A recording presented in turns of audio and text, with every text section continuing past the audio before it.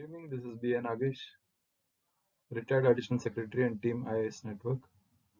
We're having for discussion today a unit on General Studies Paper 2, Governance.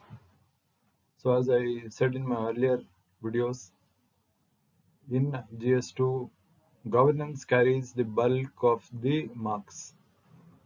Hopefully, the trend continues for this year's mains also. And in governance, as I told you, we do not have any standard book or text ready for ready reference. We'll have to list the current issues which are there in the polity and get prepared for them for a 200 words. Governance, the question for discussion today, harmonizing the legal system. The question for discussion, existing laws relating to women are already too harsh and other provisions are not being implemented. Answer in 200 words, substantiate. See, in this what you are going to answer is, we are going to show how there are a lot of loopholes in existing laws. So unless these loopholes are rectified, there's no point in having more and more laws. First, we go to a background of this particular topic. There were a lot of gaps in implementation of laws. That is, I stick to one particular unit, harassment of women and sexual exploitation of women. So this was reviewed by the Justice Verma Committee. The Justice Verma report, after studying the gaps in the implementation of laws relating to women's safety, came to the conclusion. It made many recommendations. One recommendation for the purpose of this question, improving the status of women in non-legal ways. One recommendation it made, raising the minimum sentence for rape to 10 years. Now, the lot of issues were left unsettled after the Justice Verma committee report was given to the government. Now the government brought about the Criminal Law Amendment Act 2013. So what was this Criminal Law Amendment Act 2013? It sought to operationalize the suggestions of the Verma Committee. Verma Committee had made certain recommendations. Now how to operationalize them? A way came about in the 2013 Criminal Law Amendment Act. Now the Verma Committee had said, for instance, in a particular issue, raising the minimum sentence for rape to 10 years. The 2013 Criminal Act goes one step forward and says death penalty for certain circumstances where there are repeat offences. So the Criminal Law Amendment Act 2013 provided for a death penalty for some circumstances involving repeat offences. The other feature of the Criminal Law Amendment Act 2013 is mandatory minimum sentence. So once the accused is being sentenced, he will have to be given a minimum sentence. A most important recommendation, the feature of the act, removing discretion in sentencing from judges. See, as we know, judicial discretion, how judges can use this power of discussion to vary the terms of sentence.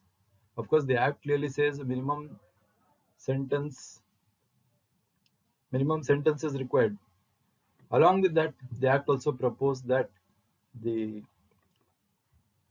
factor of discretion in awarding sentences should be removed. With this background, we go to what are the existing loopholes or what are the shortcomings in the existing laws relating to women's safety and other related issues.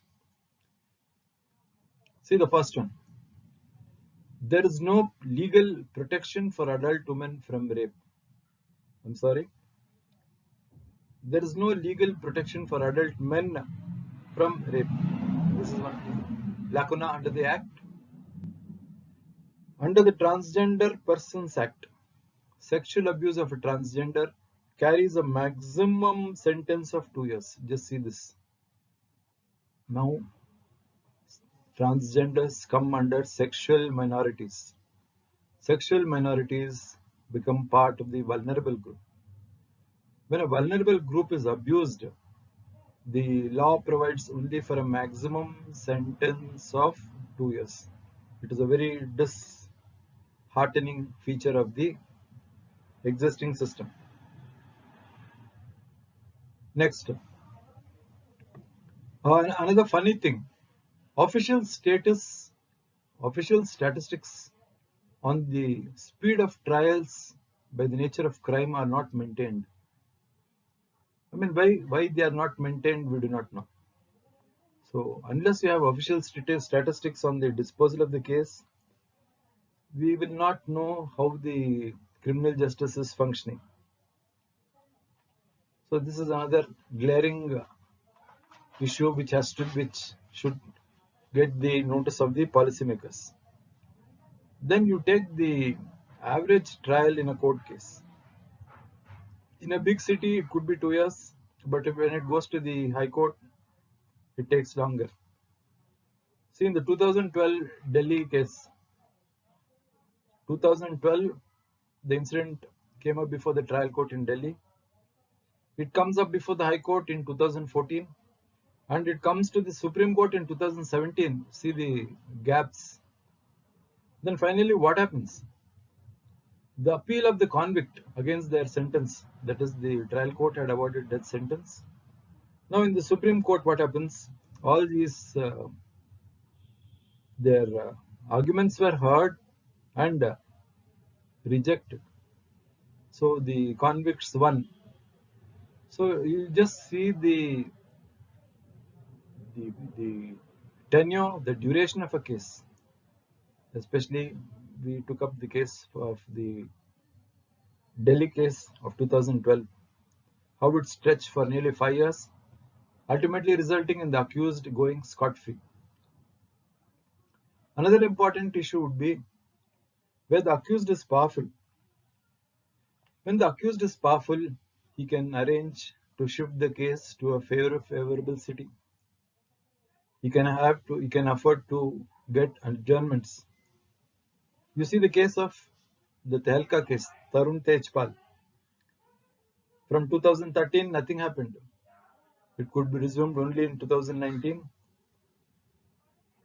Net outcome, nothing. Now, these are the issues which should engage the attention of the policymakers. See, it is not that the laws are not there. The laws are very harsh, but loopholes, the gaps in the dispensation of justice, it should gain the attention of the policymakers. What are the other issues related to the subject for discussion? See, we have umpteen instances wherein the police ask the parents to return without filing an FIR. See, this is the police trying to derail the system, trying to corrupt the system. So, when the FIR itself is not filed and the parents are convinced to return, what hope is there?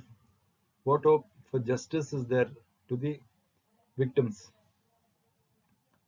Now, the victims are already undergoing trauma due to their exploitation. And what is happening is you are having cross examinations about their sexual histories, adding salt to injury. Okay, I would like to ask, what about the rehabilitation of the victims? Why rehabilitation takes such a long time? After the trauma the victims undergo, should there not be a system of speedy rehabilitation, compensation? Why are all these issues not considered by the policymakers? So for this particular question, to sum up the discussion again, with the introduction, we speak of the Justice Verma Committee, which went into the gaps in laws relating to the harassment of women. Then improvements or recommendations implemented were sought to be implemented by the Criminal Law Amendment Act of 2013, which seek to operationalize the suggestions of the Verma Committee, death penalty for repeat offences, mandatory minimum sentence, something very good, and removing the discretion given to judges. With this background, we spoke of what are the issues in consideration. Like I told you, you take the protection to the vulnerable groups. I spoke of the sexual minorities, the transgenders. They are a vulnerable group like any other vulnerable group. And an offense against a transgender carries a maximum sentence of just 2 years. So where is the justice to the vulnerable group? This is a very serious gap in the act which has to be remedied. Then official statistics. This is another important issue which you should mention in your answer. How the official statistics are not maintained on the disposal of the cases, on the speed of trials. And then, as I told you, how the cases drag on from a trial court to the High Court to the Supreme Court. We gave the example of the Delhi case of 2012. After 5 years, the accused goes scot-free and the plea of the victims remains unanswered. Another case we mentioned where the accused is very powerful, like the Tehelka case, where the accused can afford to shift to the city of his choice, to the court of his choice, where he can manipulate. This is another issue which should be considered. Then we spoke of related matters like how police interfering in the system by asking the parties not to file an FIR and just to go back, trying to derail the system. Then how the cross-examination of the victims already undergoing trauma about their sexual histories. Finally, we spoke of the law, why there is no fast tracking of rehabilitation of the victims, why there is no fast tracking in respect of compensation. So these are the issues which you should consider in your answer relating to harmonizing the legal system. So this would be a comprehensive answer, a 200-word answer for the question on discussion. As I told you earlier, GS2 governance, we are basing our information, we are basing our questions and related material from major newspapers because there is no standard textbook or guide relating to governance. So, the prospective civil servant is expected to know the current issues, the current acts, the loopholes in the acts, and as I told you, one need not be critical of the system because as a bureaucrat tomorrow you are a part of the system. You cannot afford to criticize the system. You can give suggestions. The examiner appreciates the suggestions. So this is how you wrap up your discussion on this particular subject of General Studies paper 2. So governance, you can in preliminary, if I contrast to the contrast between the prelims and the mains, prelims it just says polity, Indian polity, that is issues relating to the structural part of the constitution, other related issues. But governance, you get information by daily reading the newspaper, and so as I said, there is no, you cannot have a bifurcation between prelims and mains because preparing for the prelims is eventuality preparing for the mains. Prelims, you know the concepts. Mains, you structure the concepts into writing practice for 200 words. Thank you.